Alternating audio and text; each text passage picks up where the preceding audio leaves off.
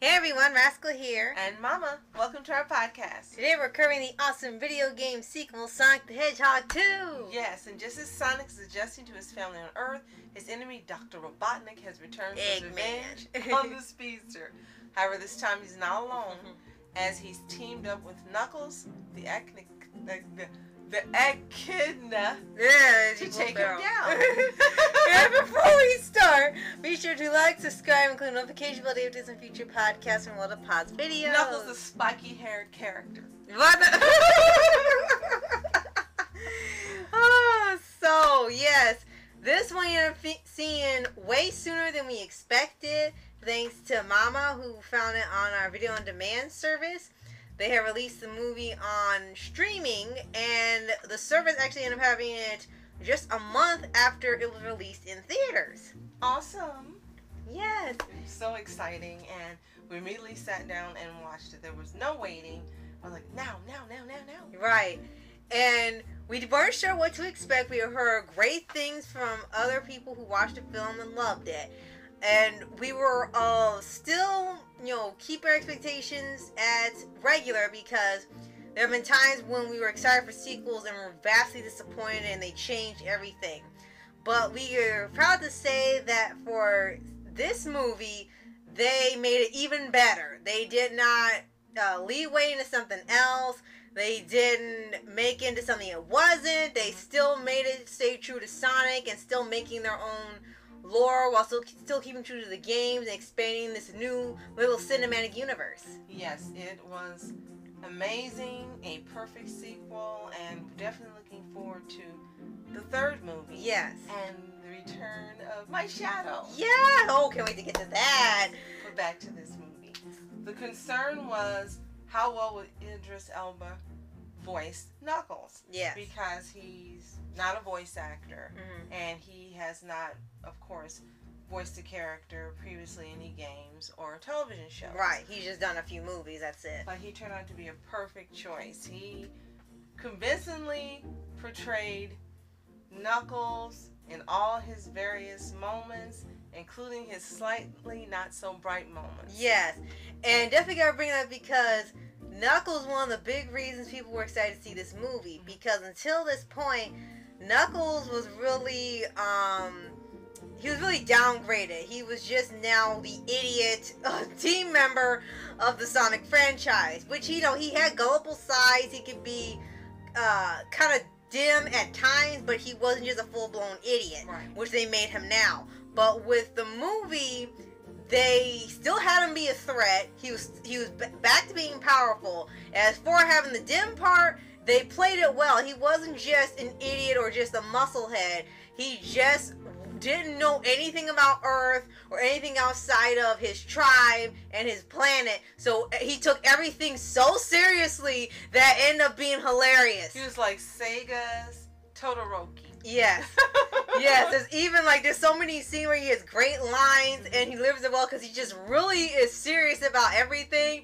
Especially the one scene where he's reading a text and it's like, they're reading it, like Eggman and Stone are reading the text, but you don't have to read it out loud, but this guy somehow decides he's going to read it out loud, the back and forth the messages, and then when he's typing, he says, ... like, what are you doing? And they said, are you sure you want to have him here?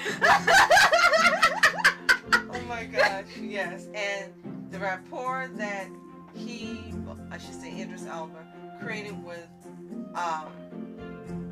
Sonic's character really, really worked. Because you weren't sure how it was going to work out. Right. But it worked out really, really well. Yes. And then you had Tails come in too with this movie. Right? We still talking about Knuckles, I think. Yes.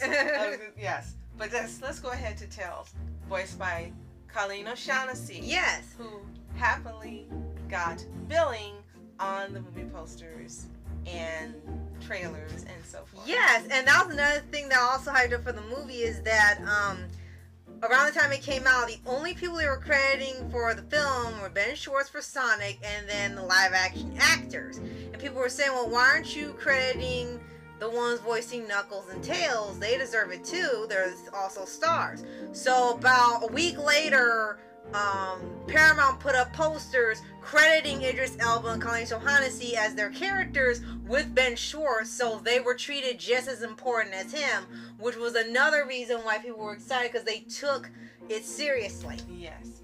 And raised the bar for voice actors everywhere, happily, absolutely. Yes. It was a great moment. Yes. And we're looking forward to seeing many more because they deserve just as much billing and credit and status as the other actors. Yes. Now for Tails, he was shown at the end of the first movie. And people weren't sure how that was going to go down. Some were really excited because there are a lot of Tails fans out there. But they didn't know how they're going to have this new version of Tails with this new version of Sonic. Because Sonic has been slightly revamped to be more like a kid. So for Tails, you kind of wonder how they're going to handle his backstory and how he meets Sonic. And here, he kind of already knew him.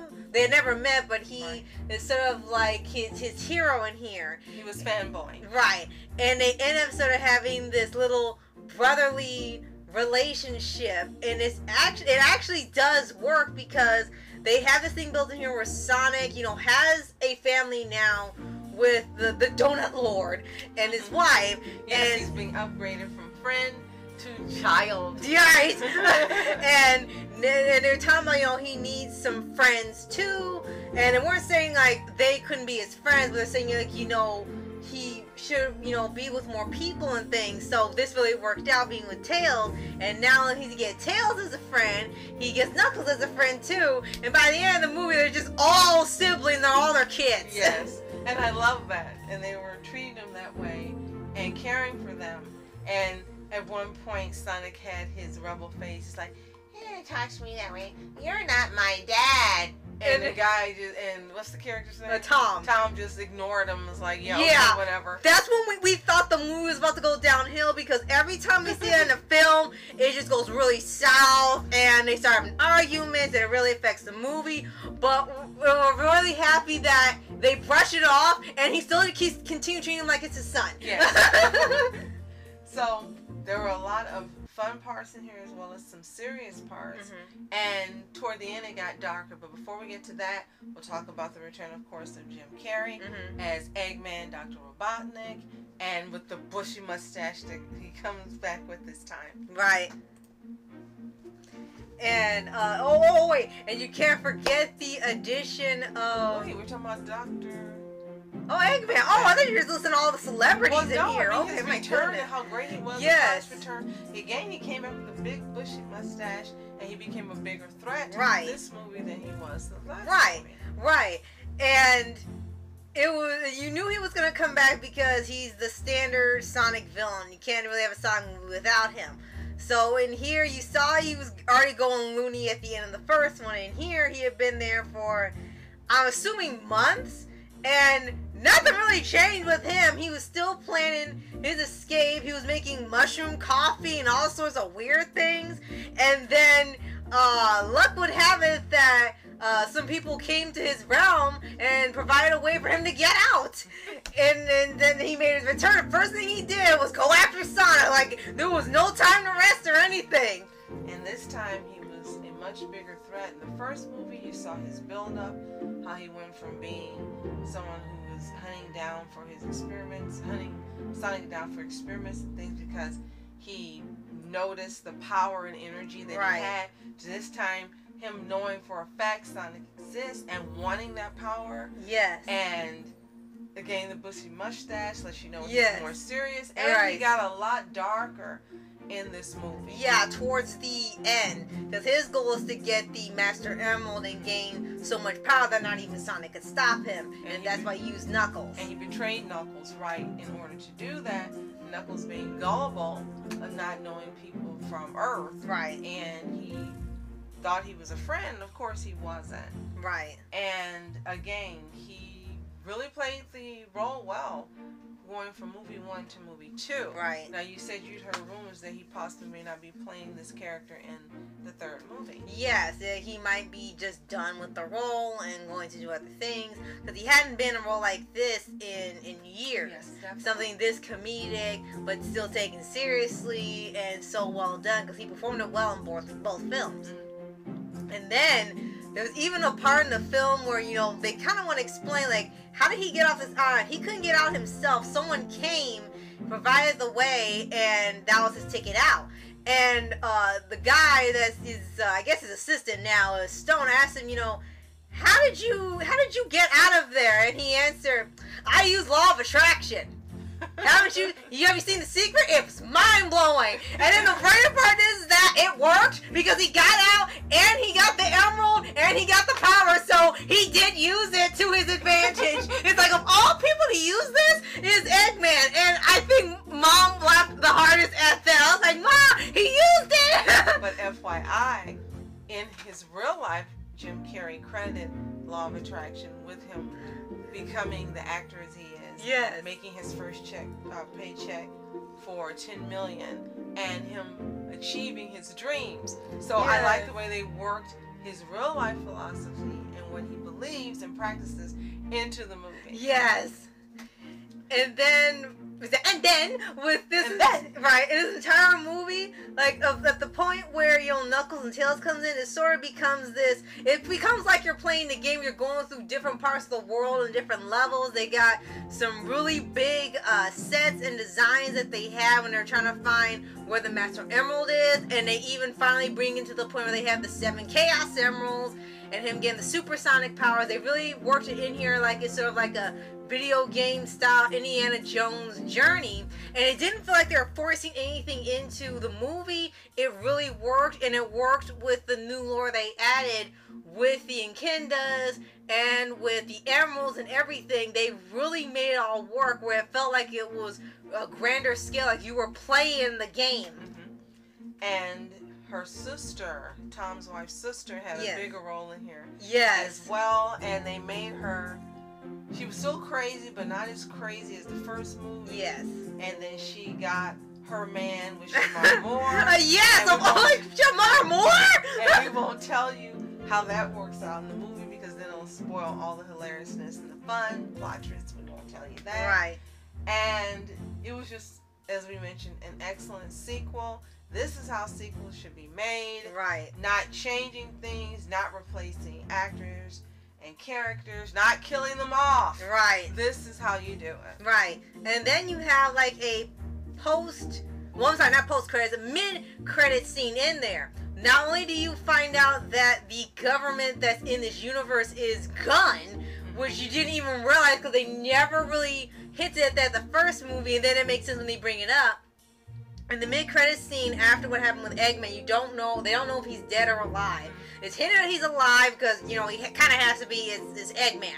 But they kind of hint that, you know, he's not going to be the big main antagonist the third movie. But instead, they're going to bring in Shadow. What, Shadow? Yes, because they talked about Project Shadow actually being intact. And, like, and we were really excited. Mom was even more excited than I was, because like, oh my gosh! Yes. Because he's my favorite. Right, and they kept the connection with Robotnik's grandfather creating Shadow, so I can't wait to see how they're going to use it in this version. And are they going to have Shadow be a hero, a villain, or neutral? And if the girl is in here, Maria, yeah. Hopefully she doesn't get killed off. Yes. Because that really would change the tone of the movie. We hope they keep it in the fun vein it is, you know, with some action, some drama, some suspense, some mystery, Yes. a little darkness, but not going that dark. Yes. So we know you've seen Sonic 2. Let us know what you think in the comments below. Did you see it at the theater? Did you get to luckily see it on demand as we did? Do you plan on buying it? Let us know what you think. Yes, and if you haven't already, subscribe for updates and weekly videos on your favorite anime series, anime shows, and all things animation. And if you haven't seen it, you either got to go to the movies or pay on demand to see it because you can't get it on DVD yet. Right. So, thank you so much for watching. Rascal Entertainment. And Amon Entertainment. Have a fantastic day. Peace.